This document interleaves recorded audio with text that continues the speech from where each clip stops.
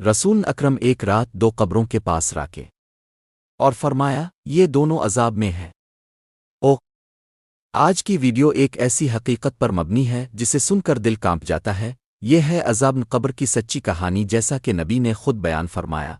अज़ाब कब्र वो हकीकत जो नबी ने दिखाई। मदीना की एक रात थी। रसूल अकरम अपने चंद सहाबा के साथ एक जनाजे में शरीक हुए। सब ने खामोशी से दफन करने के बाद कब्रों के पास बैठना चाहा, मगर अचानक नबी की चेहरे की रंगत बदल गई। आंखों में गहराई और चेहरे पर खौफ। अपने ज़मीन की तरफ देखा और फरमाया, मेरे भाइयों, ये वो जगह है जहां से कोई पलट कर नहीं आता। अगर तुम वो सुनते जो मैं सुनता हूं तो कम हंसते ज्यादा रोते।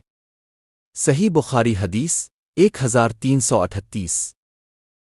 दो कब्रों का वाकया। एक दिन रसूल अल्लाह एक बाग के करीब से गुजरे। वहां दो कब्रें थीं।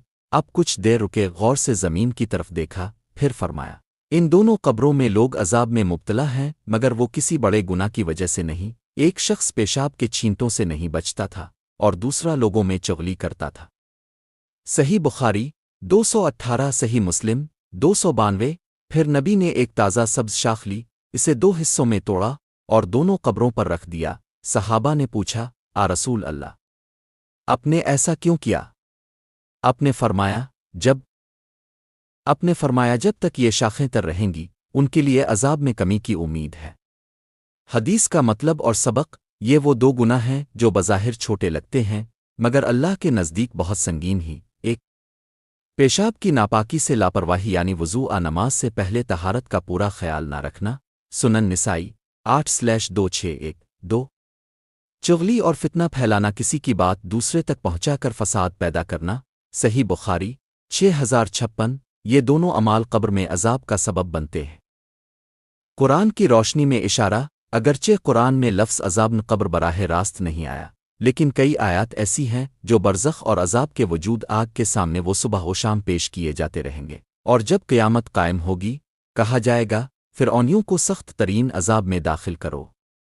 सूरह आयत 46। अल्लाह ताला फरमाता है, सूरत अल-मामन आयत 46। ये आयत वाज़े करती है कि मौत के बाद क़यामत से पहले भी अजाब मौजूद है, यानी कब्र बरज़ख की हालत। सहाबा किराम का खौफ न कब्र। हज़रत उस्मान बिन अफ़ान जब किसी कब्र के पास खड़े होते तो इतना रोते कि दाढ़ी तर हो जाती। किसी ने पूछा, अब जहन्नम के जिक्र पर इतना नहीं रोते जितना कब्र पर क्यों रोते हैं? तो फरमाया, मैंने नबी से सुना है, कब्र आखरत के मनाजिल में पहली मंजिल है। अगर कोई यहाँ कामयाब हो गया तो आगे सब आसान, और अगर यहाँ नाकाम हो गया तो आगे सब सख्त। सुनन तिर्मिज़ी 2308।